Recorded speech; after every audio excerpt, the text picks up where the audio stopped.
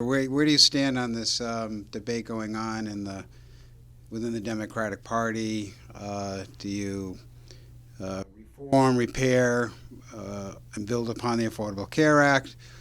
Or the other thinking is go big with a national Medicare for all plan, as Senator Sanders would say, seen in Canada. So where do you come down within that party debate? So, E.J. Dionne, who I think is one of the best observers of Washington, he counsels that Democrats should take a deep breath on healthcare and recognize that there is really far more that unites Democrats than maybe sometimes gets sort of perceived or reported, because there's no question that we're moving, in my opinion, hopefully in a positive way, into sort of the post-Obamacare healthcare reform debate and era, which is inevitable.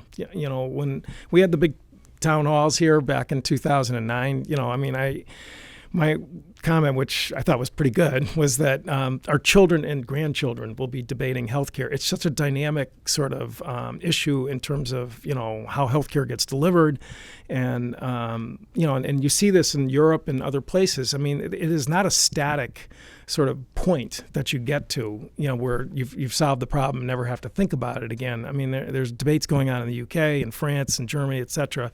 So. My personal, favorite or position is, Medicare buy-in. Again, that would keep the Affordable Care Act patient protections in place. We can restore some of the pieces that the Trump administration recklessly removed, the cost-sharing payments, which is the way to keep deductibles down for people who enroll on the exchange. Boost the income, subsidies, the insurance subsidies.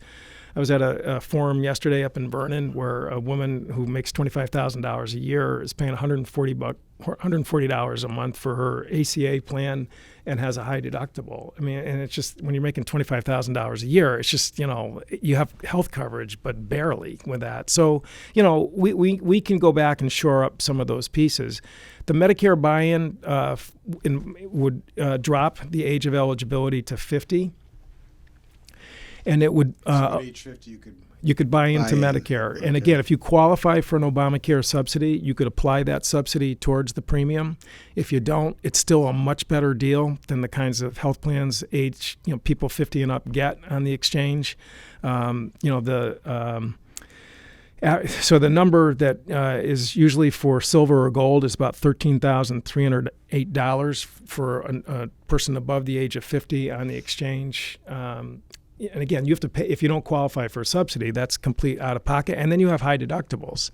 So if you tell that person you can buy into Medicare instead, which is roughly about $8,000 in terms of the total annual premium cost, and the deductible in Medicare is about $1,000 that's there, that is a much better deal. And Medicare, people trust it. The provider community, there's no gymnastics you have to go through in terms of setting up new reimbursements. And the design of the Medicare program right now, let's face it, I mean, it's designed for older Americans. So age 50 and up, you don't have to go through any big changes. If you look at Bernie's plan, number one, he actually, in the latest iteration of his bill, he actually does a phase-in where he drops it, by age cohorts, similar to the Medicare buy-in, which, by the way, is H.R. 1346, the bill that I just described.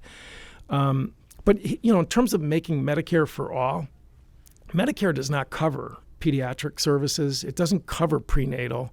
It doesn't cover a lot of services that the total population of the country would require. And it's so you have to go through a massive overhaul of the benefit structure. It's not Medicare. When he talks about Medicare for all, it's obviously a big, large public program, but it's really not Medicare. I mean, Medicare right now doesn't cover dental, vision, and hearing. And that's been a knockdown, drag-out fight. I'm a co-sponsor year in and year out of trying to fill at least some of the gaps for more acute dental problems and people with.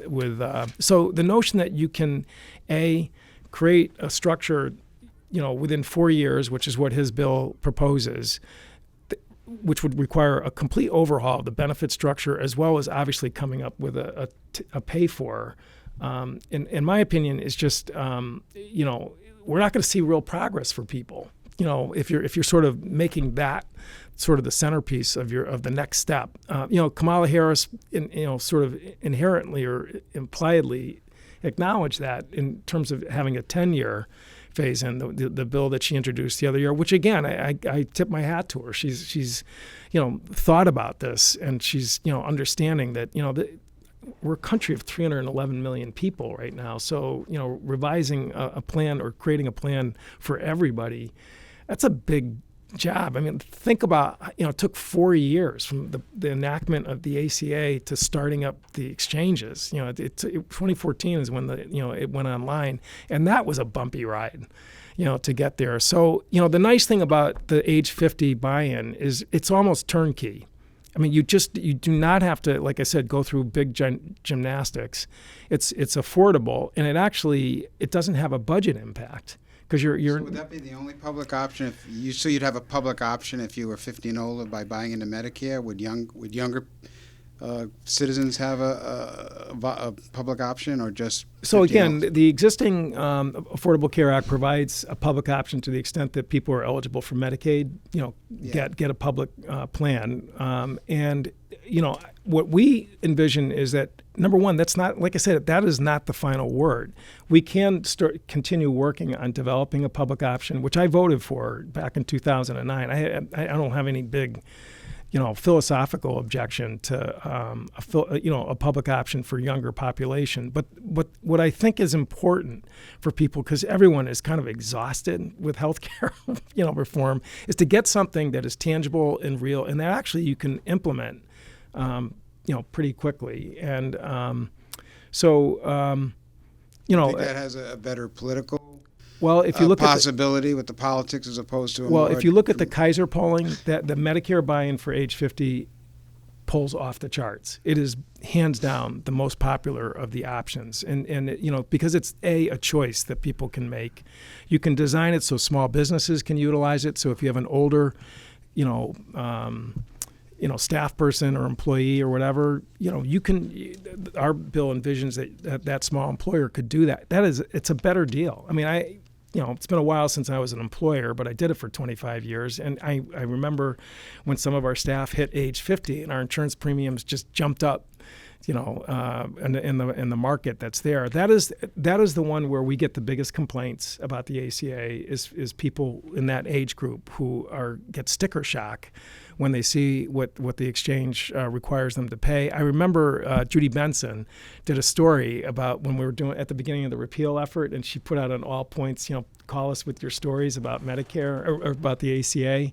And I think she was a little taken aback by a number of people who were really angry about how expensive, the plans were. And again, it was that older population. So, again, I think that's just a really smart, tangible way. It does not conflict with Bernie's bill. It doesn't conflict with a public option. It doesn't conflict with Rose's bill, which is Medicare for America, which is an optional Medicare buy-in. But again, Rose's bill, and she'll tell you, they have to redesign the whole benefit package. That is really it doesn't sound maybe to some people like much. That is a really major undertaking, to do that for the entire healthcare system. So anyway, as I said, you can boost and strengthen, the stuff that Trump has been dismantling administratively, and our bill contemplates doing that. And I think, again, the debate will go on from that point. Our children and grandchildren will still be, revisiting this. And I've talked in front of business groups. I've talked in front of Rotary clubs and described this, and you can just see the heads nodding because it makes sense to people. That they should be given a better option that's more affordable for that population. And by the way, it polled at 77%. I just looked at my notes here when Kaiser did that.